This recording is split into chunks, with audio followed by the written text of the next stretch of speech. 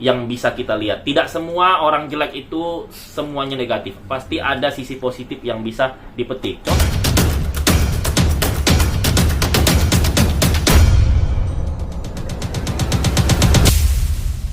Ya kalau gue itu prihatin ya, gue jujur sedih loh lihat Nikita itu. Karena di samping dia kan dia punya aset ya, asetnya ada yang lunas, ada yang enggak. Sebenarnya kalau orang punya cicilan, semua artis punya cicilan, nggak ada.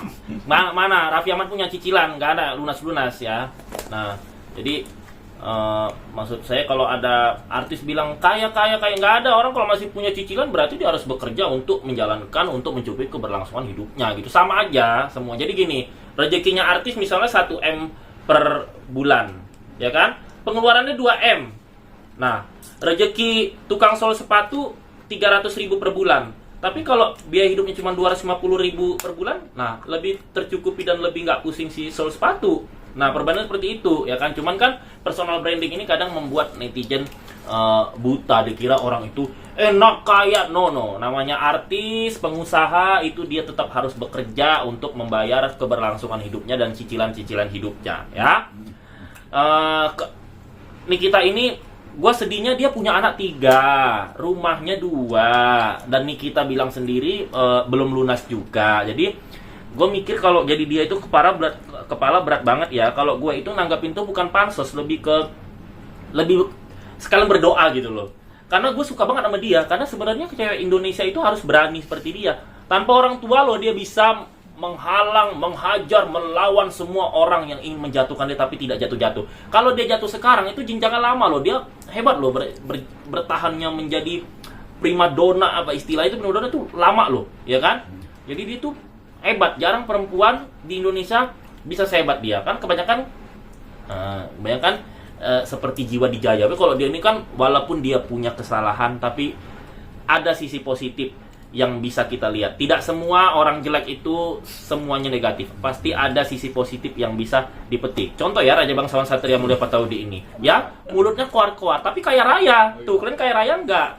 Kan? Nah, gitu. Jadi tidak semua jeleknya orang harus kita makan. Tetap harus ada nilai positif yang kita petik ya. Nah, jadi kalau Nikita ini gua mikirnya gimana ya? Itu kan ancaman 20 tahun ya. Biasanya kalau di pengadilan itu dikurang-kuranginya sih setengah dari tuntutan. Nah, ini jangankan setengah, seperempat aja 5 tahun. Kebayang nggak kalau nanti Nikita 5 tahun di penjara, itu gimana nih aset-aset pemasukannya dan biaya sekolah anaknya itu kan sekolah anaknya yang nomor 2 dan 3 itu dia di sekolah mana ya? Kalangan menengah ke atas ya kalau nggak salah itu kan mahal, apalagi Jakarta gitu. Jadi gue lebih prihatinnya kalau misalnya gue di posisi dia atau adik gue di posisi dia, itu gimana dia menjaga mentalnya, gimana otak dia berpikir, gimana biasa dia hidup di kamar yang bagus, sekarang di kamar sel penjara yang bisa kalian lihat di film-film seperti apa ya, seperti itu kan.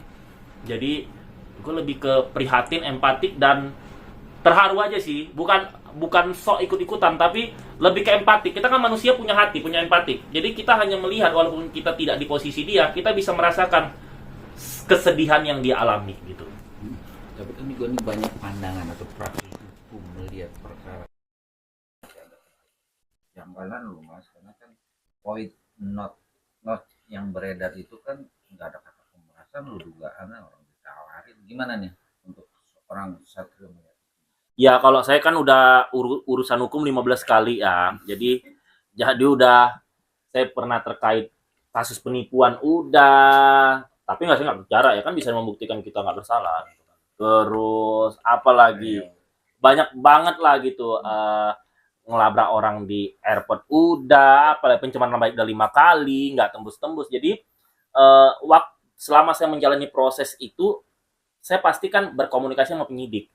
Dan penyidik itu kalau kita komunikatif, mereka tuh pasti kasih ilmu gitu.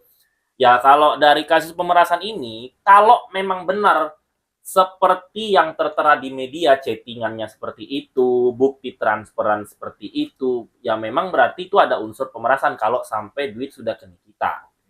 Itu Ini kita tanpa menjelek-jelekan satu sama lain. Tapi kalau memang benar bukti yang ditunjukkan oleh berita-berita, karena saya kan nggak ngikutin circle-nya mereka.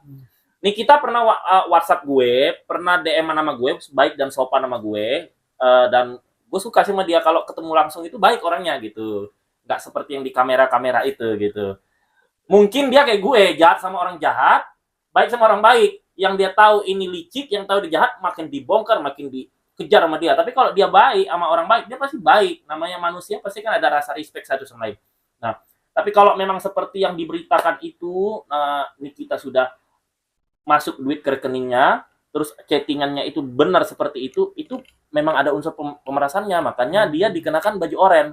Tapi kalau ternyata berita-berita yang chattingan-chattingan itu adalah editan, adalah karangan, nanti ketika di persidangan, ini kita akan menyerang balik siapa yang melaporkannya sebagai pelaporan palsu. Bisa. Itu hukuman ancamannya 6 tahun.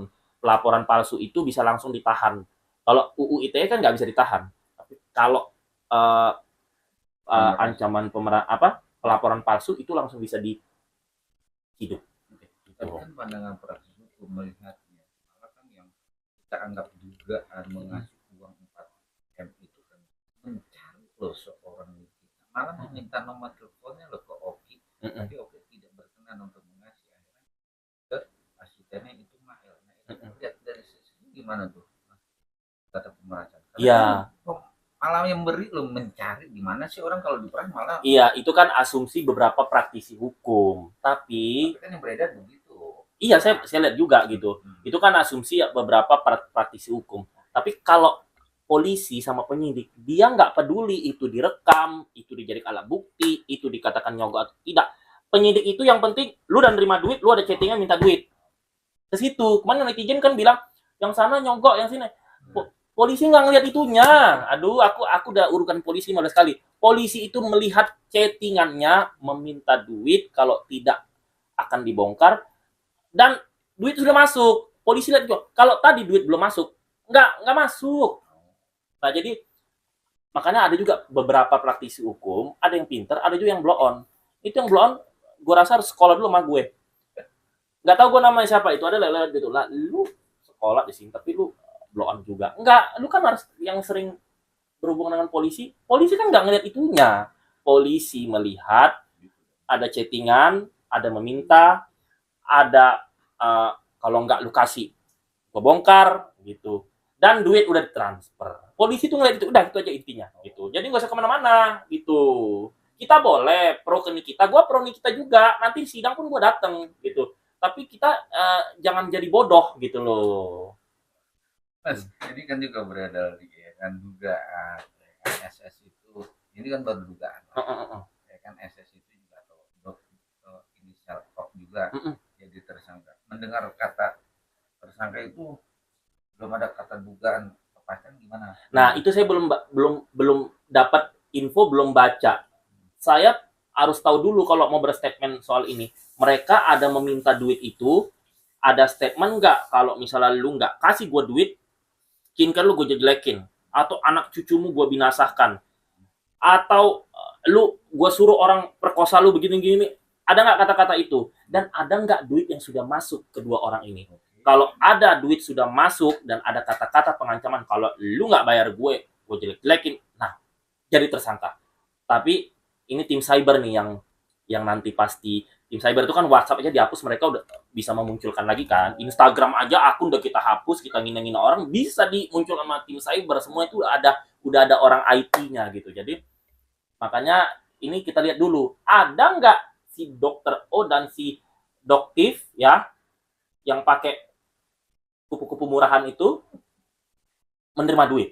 Kalau mereka tidak terima duit, mereka aman. Naas ke Nikita. Kasihan Nikita itu.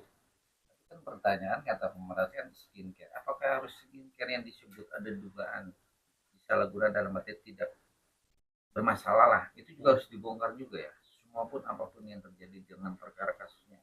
Itulah makanya gue bilang, Nikita lu kan udah masuk penjara, suruh tim-tim lu tahu kan ada orang yang menerima money laundry, ada orang yang pengusaha modalnya dari money laundry, cucian uang gitu kan, dari oknum-oknum ini, itu bongkar biar kebongkar semuanya. Nah, mengenai karena lu udah terlanjur, apalagi lu sembunyiin.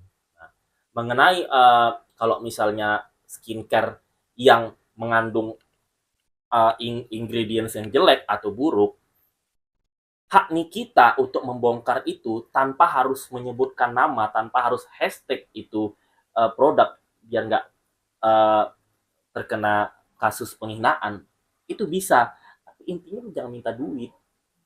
Nah, kalau lu udah minta duit, duitnya nyalir, itu bukti gitu. Tapi kalau si si ingredient si skincare dari dokter-dokter ini bermasalah, ya lu laporkan ke polisi, ke BPOM biar bisa masuk seperti yang di Kalimantan, Sulawesi. Tapi kalau kita udah minta duitnya cari ke kita, nah itulah buktinya. Jadi kalau polisi itu, dia itu ya pengalaman gue ya, lu itu nggak bisa untuk menutupin kesalahan kesana nggak bisa. Polisi itu intinya dia ke satu titiknya itu. Kalau satu titiknya itu memenuhi pasal, itu yang diambil. Mau alasannya kesana nggak bisa gitu. Karena gue udah pengalaman gitu. Kita mau ngelak pun susah. Cara susah. Ya kan pertanyaannya. Akhirnya kan BPOM juga membuat apa sih namanya rilis bahwa influencer ya kan atau yang membuat apa sih namanya soal ini tidak boleh dalam tanda kutip tidak sembarangan, tidak boleh sembarangan. Setuju nggak? Membongkar. Iya. Iya, karena kan seperti itu. Kalau bukan tugasnya polisi ngapain ngurusin? Satu. Kalau tugasnya polisi, ya lu nggak usah ngurusin, biar polisi yang ngurusin. Nah, jadi sama aja kan. Kalau itu bukan urusan lu ngurusin ingredients skincare, gak usah lu urusin. Lu ngadunya ke BPOM. Tapi kalau itu urusan hidup lu, bukan urusan BPOM, urusin. Intinya gitu aja. Kita hidup di jalan kita aja. Yang bukan jalan kita, gak usah kita campuri. Yang boleh mencampuri hidup orang lain siapa? Raja Bangsawan Satria Mulia Pataudi. Karena tidak ada di Indonesia yang sehebat gue. Setuju ya kalau BPOM tegaskan bahwa kan aturan baru untuk influencer dilarang review produk kosmetik secara publish. Iya, itu benar dari zaman dulu. Kalau nggak usah dibentuk tim BPOM sama pemerintah. Ngapain pemerintah gaji BPOM mahal-mahal kalau ternyata itu jadi kerjaan orang lain gitu. Jadi itu udah pasti benar. Tapi kalau untuk review atau publish influencer tapi tidak mengatakan namakan uang nggak ada masalah kan? Sebenarnya nggak masalah, asal jangan sebut nama. Kalau disebut nama nanti dia dituntut pencemaran nama baik sama pasal fitnah. Itu aja.